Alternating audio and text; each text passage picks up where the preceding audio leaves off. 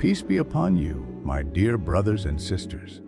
Tonight, we speak of a figure who visits every soul, one whose presence no king can resist, no warrior can fight, no peasant can escape. He is not a symbol of cruelty, but a servant of Allah, carrying out the command written in destiny. He is Malak al-Mawt, the angel of death.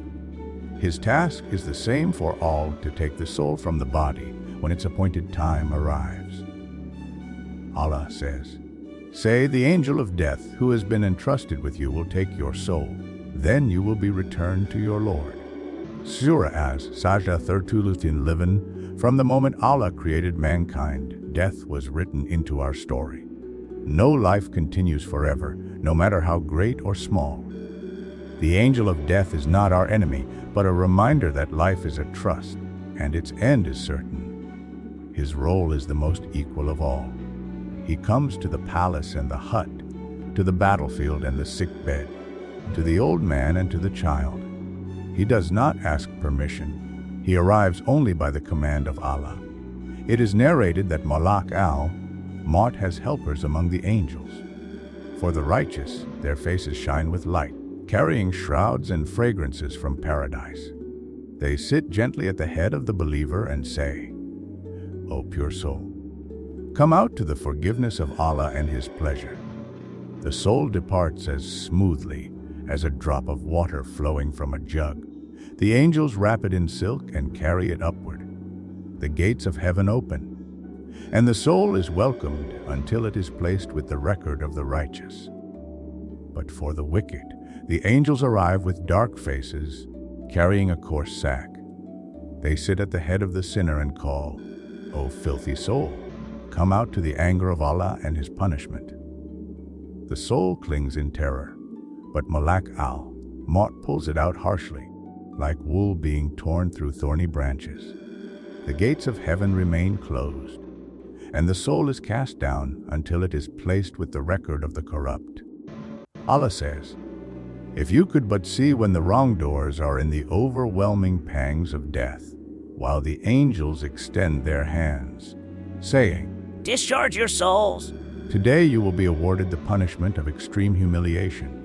Surah Al-An'am 69:3. The stories from the past remind us of his reach. When Pharaoh, the tyrant of Egypt, stood upon the shore as the waves closed upon him, he declared belief too late. Malak al-Mawt was already there, fulfilling Allah's decree. Kings have fallen from thrones with a single breath taken. Warriors have dropped in the midst of battle. Rich men have left behind treasures they could not carry. Poor peasants have closed their eyes with nothing but their faith. All of them meet the same angel, for death does not discriminate. The prophet, peace and blessings be upon him, said, "Remember often the destroyer of pleasures, death, a Tirmidhi." He reminded his companions that no matter how sweet life tastes, death will come and end every delight. Yet for the believer, death is not destruction but a passage. The angel of death is the one who guides the soul from this world to the next. When Malak al-Mawt comes, he does not delay and he does not hasten. He does not choose by whim. He obeys the command written in al-Law al-Mahfuz, the preserved tablet. When your time is reached, he arrives. And when he arrives, none can stop him. Allah says, "For every nation is a decreed term, and when their term is reached, they cannot delay it by an hour, nor can they advance it." Say Surah Yunus 10:149. The scholars describe his vast reach. At any moment, souls depart across the world, in palaces and fields, in deserts and oceans.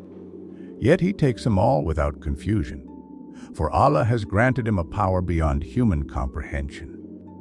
When asked how he can take many souls at once, it is said he replied, "It is as if the entire earth is placed before me like a tray, and I take from it what I am commanded."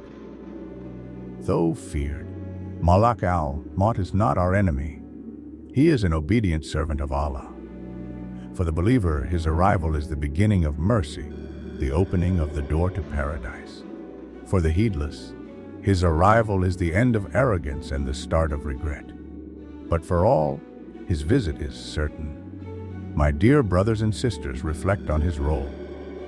The angel of death has entered the houses of kings and taken their crowns. He has entered the homes of peasants and taken their souls with equal command. He does not bow to power, nor is he moved by poverty. He fulfills only the decree of Allah.